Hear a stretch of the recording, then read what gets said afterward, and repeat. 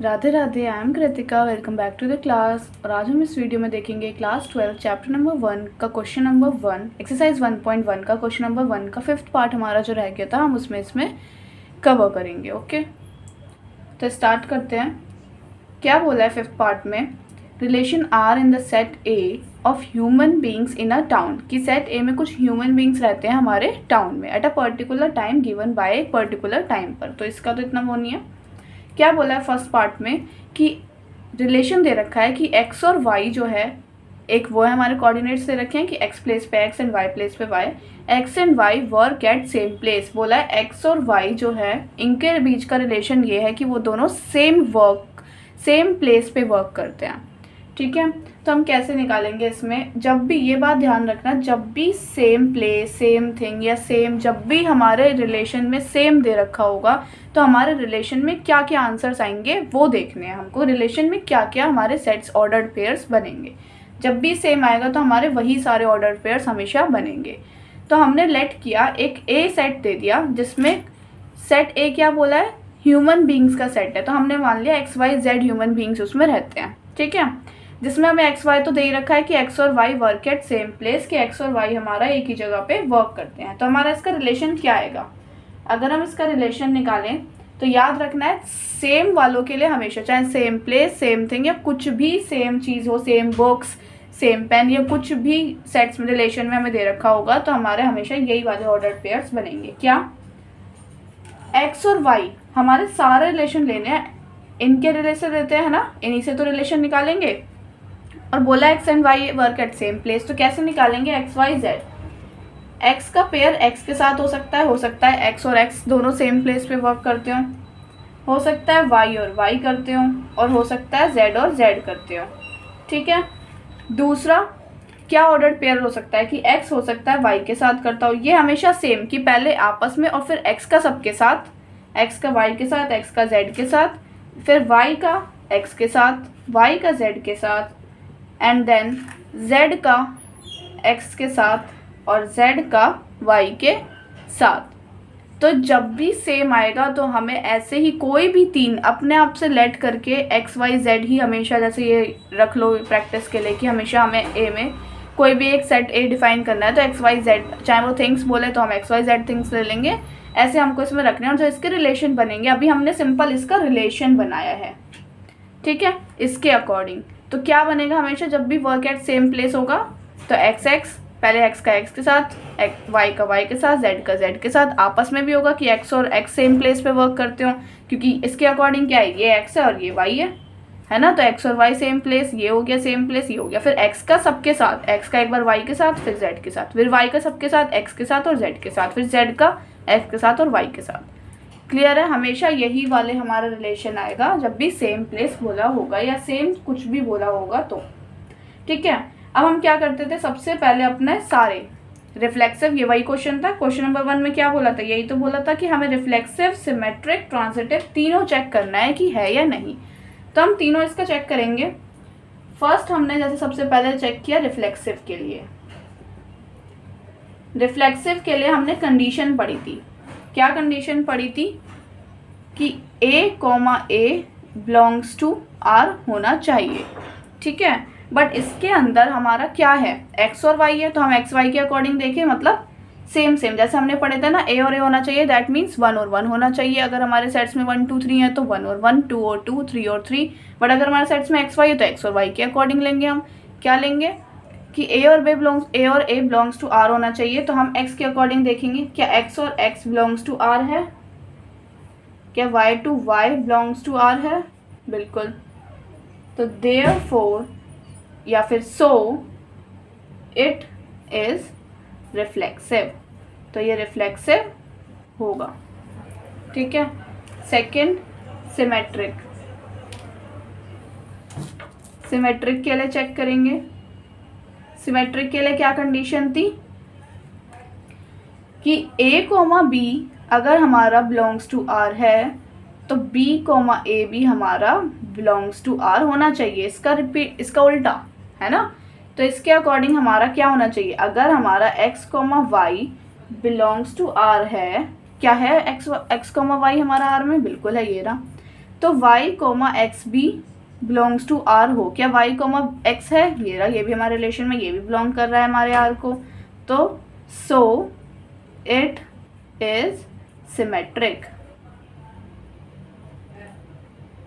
तो ये हमारा क्या हो जाएगा, सिमेट्रिक। थर्ड हमारा किसके लिए चेक करना होता है हमको, ट्रांजिटिव के लिए। तो हम अपना थर्ड चेक करेंगे, ट्रांजिटिव।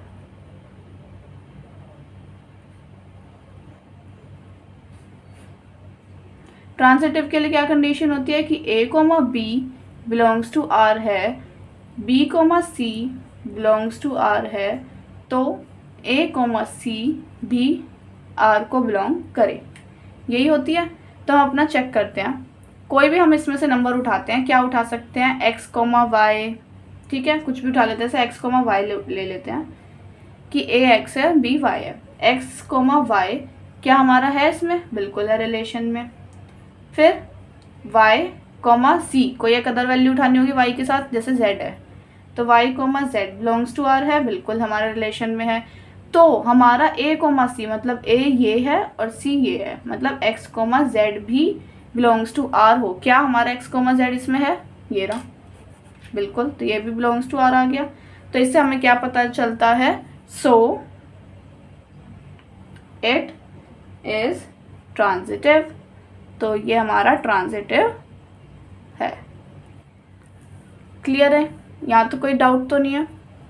हमने देखा ये रिफ्लेक्सिव भी है, सिमेट्रिक भी है, ट्रांजिटिव भी है, तो दैट मीन्स कि हमारा एक इक्विवेलेंस रिलेशन हो सकता है। बट इसमें ऐसा पूछा नहीं था तो हमने इसलिए बताया नहीं, हम अपनी इन्फॉर्मेशन के लिए, नॉलेज के लिए देख रहे हैं कि ये हमारा एक इक्विवेलेंस रिलेशन भी हो सकता है। क्लियर है। अब अपना नेक्स्ट देखते हैं बी पार्ट। बी पार्ट में क्या बोला है, एक रिलेशन है हमारा आर, एक्स और y, x and y live in same locality. मैंने क्या बोला था, जब भी सेम आ जाए तो हमारे रिलेशन में क्या नंबर्स आएंगे, सेम यही नंबर्स आएंगे। लेट करके हमेशा लेट ए सेट जो है हमारा वो एक्स वाई जेड है,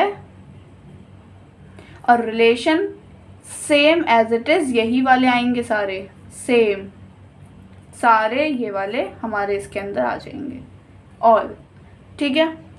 और सेम इसी तरीके से सेम यही होगा कि रिफ्लेक्सिव में ये लिखे होंगे, सेम यही नंबर ऑफ डिजिट, सेम सब कुछ यही उतरेगा और कुछ नहीं होगा। सेम कॉपी करना है हमें अपने बी पार्ट में, क्योंकि क्या आ गया, सेम लोकेलिटी। तो सेम के लिए हमेशा यही प्रोसीजर फॉलो होता है। तो आप मुझे बी पार्ट एक करके दिखाना, खुद अपने आप से प्रैक्टिस करना, बी पार्ट की सेम यही होगा। अगर फिर भी नहीं होता है तो आप मेरे से पूछना, मैं आपका सॉल्व कर दूंगी डाउट जो भी होगा। हम अब देखते हैं नेक्स्ट अपना सी पार्ट।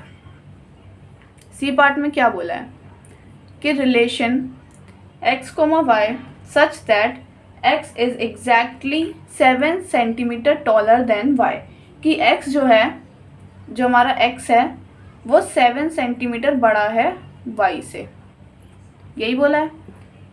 और क्या हमने एक लेट कर लिया, एक सेट A है जिसमें x y z हमारे कुछ लोग हैं, ठीक है। यहाँ पे एक्स वाई की बात हो रही है तो हम एक एक्स्ट्रा ले लेते हैं, जेड कितने भी ले सकते हैं, 3 या 4, हमने इतने ले लिए 2, ठीक है। अब इसमें हम क्या करेंगे, इसमें हमें वही सेम चीज़ बतानी है, रिफ्लेक्सिव है, ट्रांजिटिव है, सिमेट्रिक है या क्या है, ठीक है।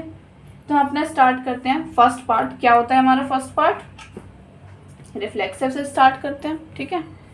तो फर्स्ट इज रिफ्लेक्सिव, रिफ्लेक्सिव से स्टार्ट करेंगे। तो हमें बार बार कंडीशन लिखने की जरूरत नहीं है कि रिफ्लेक्सिव की क्या कंडीशन होती है कि a comma a belongs to r हो, हमें बार बार लिखने की जरूरत नहीं है। हम अपना सिंपल अपना प्रोसीजर स्टार्ट करते हैं। तो क्या होता है, अगर हमारा रिफ्लेक्सिव है तो क्या होना चाहिए, सबसे पहले हम अपने रिलेशन की बात करें तो हमारा एक ए सेट है, रिलेशन में बोला है कि x is exactly 7 centimetre taller than y, कि x हमारा एग्जैक्टली 7 सेंटीमीटर बड़ा है y से। तो अगर हमारा x कोमा x क्या बिलोंग करेगा इस रिलेशन की कंडीशन को या नहीं, हमें ये चेक करना है। क्या करेगा, इसका मतलब क्या हुआ कि जो x ये हुआ, y ये हुआ, मतलब ये अपने आप से 7 सेंटीमीटर बड़ा है। ऐसा हो सकता है कभी कि हम अपने आप से 7 सेंटीमीटर बड़े हों, नहीं हो सकता ना, तो ये रिलेशन को फॉलो नहीं करता, ठीक है। ऐसी सेम अगर हम y के लिए भी देख सकते हैं कि y कोमा y, क्या बोला था कि ये जो y है वो इससे बड़ा हो, भाई दोनों ही जगह y है, कैसे बड़ा हो सकता है कोई अपने आप से, नहीं ना, और वो भी 7 सेंटीमीटर, तो इसलिए ये भी not belongs to R, so it is not reflexive, तो ये हमारा क्या है, रिफ्लेक्सिव नहीं है। ठीक है, नेक्स्ट चेक करते हैं हम अपना किसके लिए, ट्रांजिटिव के लिए। तो देखते हैं अपना ट्रांजिटिव, सॉरी सिमेट्रिक। सिमेट्रिक के लिए क्या कंडीशन होती थी कि a comma B belongs to R है तो b कोमा ए भी बिलोंग्स टू आर हो, है ना। तो हम इसमें अब देखते हैं, हमारा x y z है तो इसलिए हम x y की फॉर्म में ले रहे हैं कि x comma y belongs to R हो सकता है, बिल्कुल हो सकता है। क्यों, इससे इसका मतलब क्या हुआ कि हमारा जो y है, x जो है वो हमारा y से बड़ा है, क्योंकि यहाँ पे तो अलग अलग डिजिट्स हैं, हो सकता है बिल्कुल ये हमारा 7 सेंटीमीटर y से बिल्कुल बड़ा हो सकता है, कोई दिक्कत वाली बात नहीं है। अब हम अपना दूसरा पेयर कौन सा लेंगे, इसका उल्टा वाला, मतलब y comma x belongs to r। क्या हो सकता है, मतलब अभी हमने ऊपर बताया कि x y से 7 बड़ा था, अब हम बोल रहे हैं कि y x से भी 7 बड़ा होगा। कभी हो सकता है ये भाई, x तो ऑलरेडी बड़ा है ना y से, तो 7, तो y अब कैसे x से बड़ा हो सकता है कि मैं किसी इंसान से 7 सेंटीमीटर बड़ी हूँ, और उल्टा मैं ये भी कह रही हूँ कि और मैं भी उससे 7 सेंटीमीटर बड़ी हूँ। ऐसे तो नहीं हो सकता, एक ही जना 7 सेंटीमीटर बड़ा होगा तो दूसरा छोटा होगा ऑटोमेटिक, है ना। तो इसलिए ये पॉसिबल नहीं होगी कंडीशन, तो हम क्या लिख देंगे, सो इट इज नॉट सिमेट्रिक।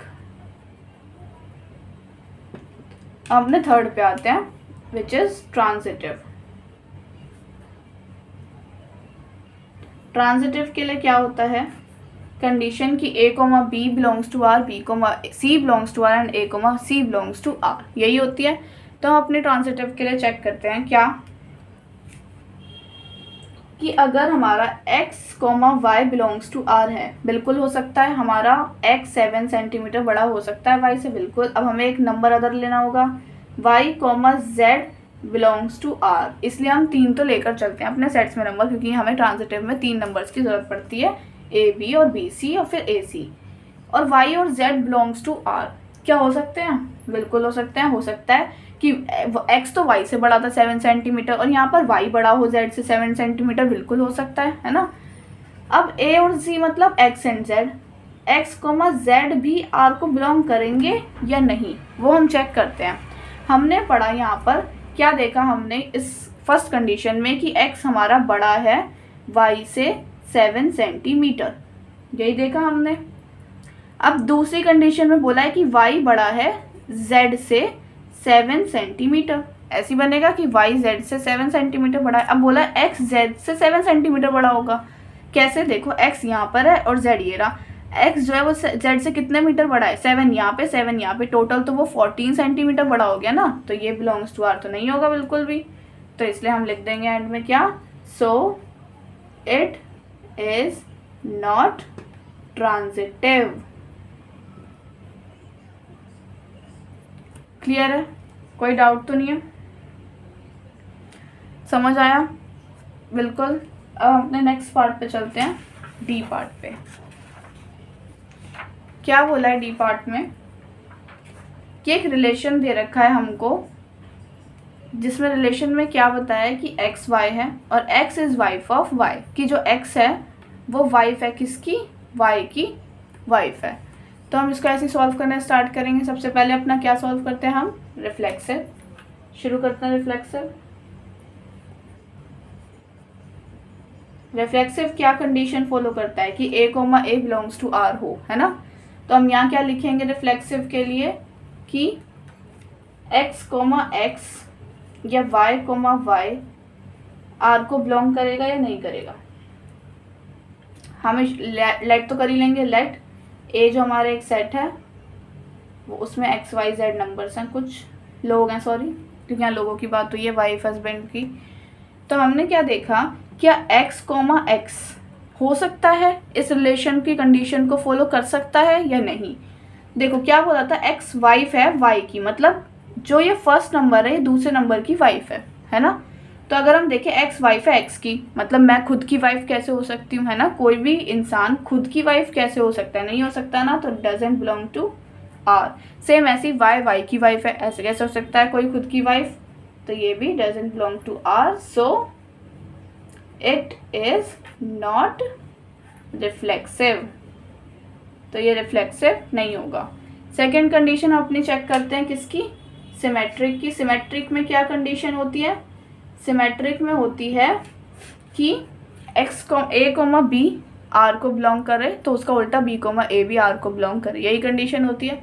तो हम बस शुरू करते हैं अपना इसको प्रूफ करना। कैसे करेंगे, सेम कि x कोमा वाई आर को बिलोंग कर रहा है, कर सकता है, बिल्कुल कर सकता है। हम बोल सकते हैं इस केस में कि जो x है वो वाइफ है y की, है ना, ये वाइफ है y की, बिल्कुल हम बोल सकते हैं, ठीक है। अब अपना दूसरा लेते हैं, क्या होता है, उल्टा भी करे कि y कोमा x भी बिलोंग करे r को, क्या करेगा।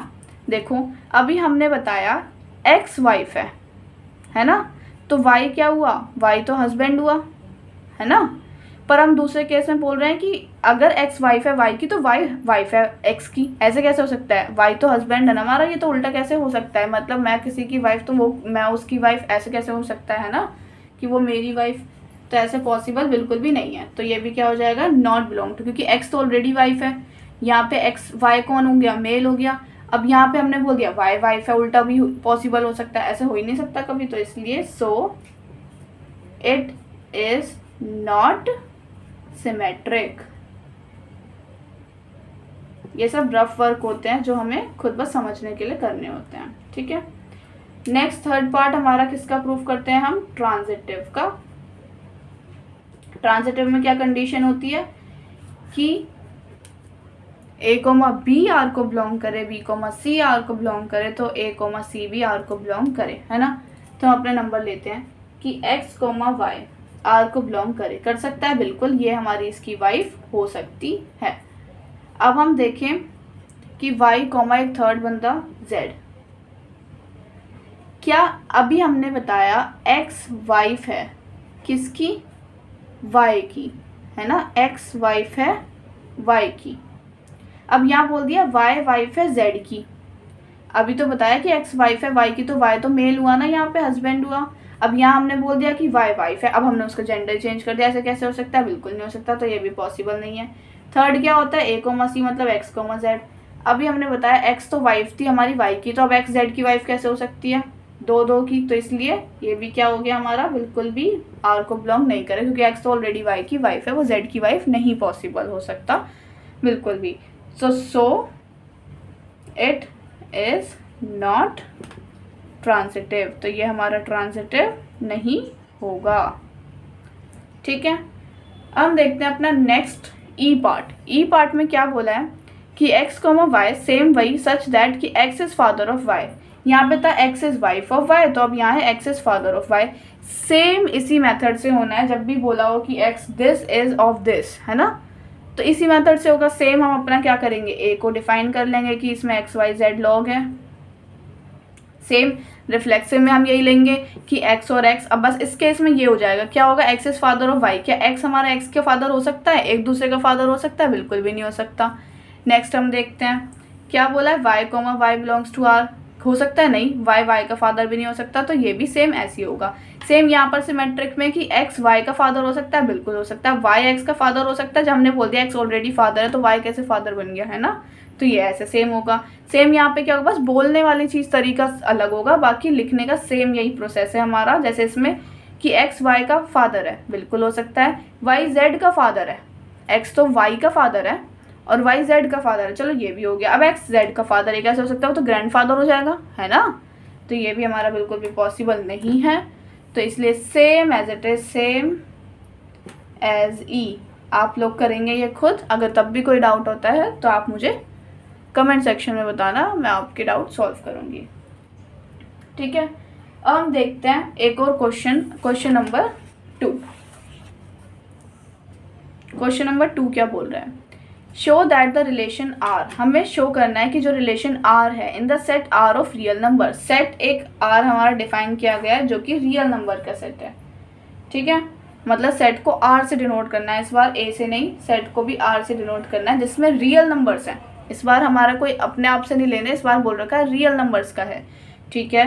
डिफाइंड एज, और रिलेशन को कैसे डिफाइन किया है कि a comma b such that कि a जो है वो हमारा लेस देन है और इक्वल भी है b के स्क्वायर से। तो हमें बताना है कि ये neither reflexive not symmetric not transitive, ना तो ये रिफ्लेक्सिव है, ना ये सिमेट्रिक है, ना ये ट्रांजिटिव है। हमें यही शो करके दिखाना है, इन्होंने तो बता दिया पर हमें प्रूफ करके दिखाना है कि सही बात है या नहीं है। ठीक है, अब हम देखते हैं कैसे होगा। हमने सबसे पहले अपना सेट डिफाइन करेंगे, तो सेट में हमारा क्या आ जाएगा, ये सेट वाला आर है।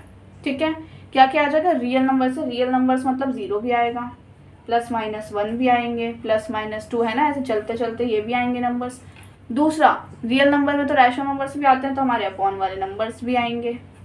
ठीक है, ये भी ऐसे आते जाएंगे। तीसरा, हमारे रियल नंबर में इररेशनल नंबर भी आता है, तो हमारे इररेशनल नंबर्स भी आएंगे, √2 √3 ऐसे सो ऑन। ये सारे नंबर्स हमारे आ जाएंगे क्योंकि बोला था रियल नंबर्स का सेट है। ठीक है, रिलेशन हमारा क्या दे रखा है कि a, b such that a हमारा <= b का स्क्वायर है। ठीक है, तो हमारे रिलेशन में क्या क्या आ जाएंगी वैल्यूज, ये रिलेशन का आर है। ठीक है, रिलेशन में क्या क्या आ जाएंगे, 0 और 0। क्या हम 0,0 लिख सकते हैं, देखो करके, कि 0 हमारा <= 0 का स्क्वायर, क्योंकि a हमारा 0 है, यहाँ से b भी 0 आ रहा है, तो ऐसे हो सकता है क्या, 0 <= 0 का स्क्वायर मतलब 0 हो सकता है, बिल्कुल। 0 तो इक्वल भी आ रहे हैं, या तो लेस देन हो या इक्वल हो, तो यहाँ इक्वल वाला फॉलो हो रहा है, तो बिल्कुल हो सकता है। क्या 1,1 फॉलो हो सकता है, बिल्कुल। 1 <= 1 का स्क्वायर, तो 1 ये इक्वल आ रहे हैं, है ना, तो ये भी हो सकता है। ठीक है, दूसरा अगर हम देखें, यहाँ पर हमने इन दोनों के तो देख लिए, 0 का देख लिया, नॉर्मल नंबर्स का, 1 और 2 का भी देख लेते हैं, चाहे हम 2 का अगर हम करके देखें, 2,2 हो सकता है कि नहीं हो सकता, देखो 2 <= 2 का स्क्वायर, 2 <= 4। अब 2 यहाँ पे इक्वल वाली कंडीशन नहीं हो रही, लेस देन वाली फॉलो हो रही है कि 2 छोटा है हमारा 4 से, सही बात है, तो 2,2 भी आ सकता है। तो ये तो हमारे नॉर्मल नंबर्स ले लिए। अब एक फ्रैक्शन वाले नंबर की देख लें, क्या 1/2, 1/2 हो सकता है, करके देखो, 1/2 <= 1/2 का स्क्वायर, तो 1/2 <= 1/4। अब हमें पता है फ्रैक्शन वाली वैल्यू में अगर डिनोमिनेटर बड़ा है तो दैट मीन्स वो छोटा होता है ना। अब उल्टा चलता है, चाहे हम ऐसे करके देख लें, इसका हम डेसिमल में निकालेंगे 0.5 आएगा, और अगर हम इसका निकालेंगे तो क्या आएगा, 0.25। कौन सा बड़ा है, ये 5 वाला बड़ा है या ये 2 वाला बड़ा है, तो यही वाला बड़ा है, तो इसका मतलब ये तो कंडीशन इसमें फॉलो नहीं हो रही, तो 1/2 वाला नहीं आएगा हमारा। ठीक है, अगर हम एक और देखें, जैसे 2,6 आ सकता है, देखो 2 <= 6 का स्क्वायर, तो 2 <= 36, तो 2 हमारा 36 से छोटा है, तो ये भी पॉसिबल है। ऐसे हमारे बहुत सारे कुछ भी पॉसिबल हो सकते हैं। ठीक है, हम अपनी कंडीशंस देखते हैं जो कि हम हमेशा करते हैं। क्या निकालना है, रिफ्लेक्सिव। तो फर्स्ट सबसे पहले देखते हैं हम रिफ्लेक्सिव के लिए। रिफ्लेक्सिव में क्या होता है, a, बिलोंग्स टू r हो, तो मतलब सेम नंबर्स वाले हमें इसमें लेने होते हैं। तो इसमें सेम नंबर्स वाले आ रहे हैं, क्या 0,0 बिलोंग्स टू r है, बिल्कुल हमारे रिलेशन में है। क्या 1,1 बिलोंग्स टू r है, बिल्कुल ये भी हमारे रिलेशन में, तो सो इट इज, देयरफॉर लगाना है, सो इट इज रिफ्लेक्सिव। तो ये हमारा रिफ्लेक्सिव हो गया। पर एक कंडीशन हमने देखी थी कि यहाँ पर बट 1/2, 1/2 तो बिलोंग टू r था ही नहीं, देखा था ना हमने यहाँ पर ये वाला। तो इसका मतलब ये तो सबके लिए फॉलो होनी चाहिए, थोड़ी कि सिर्फ 0 और 1 के लिए फॉलो हो, ये तो सबके लिए कंडीशन फॉलो होनी चाहिए, सेम वाले इक्वल। तो यहाँ नहीं आ रहे, तो इसलिए हम लिखेंगे सो इट इज़ नॉट रिफ्लेक्सिव, और हमें यही बताना था, रिफ्लेक्सिव तो होना ही नहीं चाहिए, तो आया हमारा रिफ्लेक्सिव तो है ही नहीं। ठीक है, तो हमें ये कंडीशन सारी वैल्यूज ध्यान में रखनी होंगी, कंफ्यूज करने के लिए दे देगा कि 0 0 1 1 तो हो ही रहा है, बच्चे को लगेगा ये रिफ्लेक्सिव है, पर हमारी फ्रैक्शन वाले डिजिट्स के लिए भी तो हमें चेक करना है, 1/2 के लिए तो हो ही नहीं रहा था, तो इसलिए। सेकंड हम क्या देखेंगे, सिमेट्रिक। सिमेट्रिक के लिए क्या कंडीशन होती है कि a, b belongs to r हो, तो उसको उल्टा b, a भी बिलोंग्स टू r हो। तो हम कैसे निकालेंगे, इसमें अगर हम देखें क्या क्या डिजिट ले सकते हैं, 2,6 ले लो, जैसे हमारे क्वेश्चन में 2,6 बिलोंग्स टू r है, तो क्या 6,2 भी r को बिलोंग करेगा, कंडीशन देख लेते हैं। हमने 2,6 की ये देखी थी, अब 6,2 की देखते हैं। 6 हमारा a की जगह <= 2 का स्क्वायर, 6 <= 4। क्या 6 हमारा लेस देन है 4 से, बिल्कुल भी नहीं। क्या इक्वल है, इक्वल तो बिल्कुल भी नहीं, तो ये तो कंडीशन फॉलो हो ही नहीं रही। तो that means this doesn't belong to R, तो so it is not symmetric. और देखो प्रूफ में क्या बोला था कि ये सिमेट्रिक भी नहीं आएगा, है ना। अब ट्रांजिटिव निकालेंगे तो वो भी नहीं आएगा। देखते हैं हम अपना थर्ड पार्ट, ट्रांजिटिव। ट्रांजिटिव के लिए क्या कंडीशन होती है कि A comma B belongs to R, B comma C belongs to R and A comma C belongs to R. तो हम अपना देखते हैं अब इसमें, जैसे हमने कोई एग्जांपल लिया है यहाँ पर 3,2 बिलोंग्स टू आर। क्या 3,2 बिलोंग्स टू आर हो सकता है? करके देख लो। 3 लेस देन इक्वल टू 2 का square, 3 less than equal to 4, तो 3 हमारा 4 से छोटा है, बिल्कुल हो सकता है।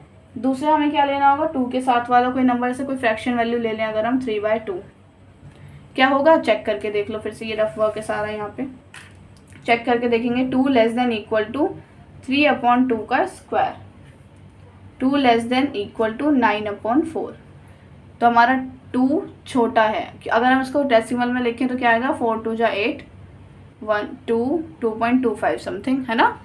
तो 2 हमारा छोटा है 2.25 से, तो ये तो सही बात है, तो हमारा ये भी बिलोंग्स टू आर हो गया।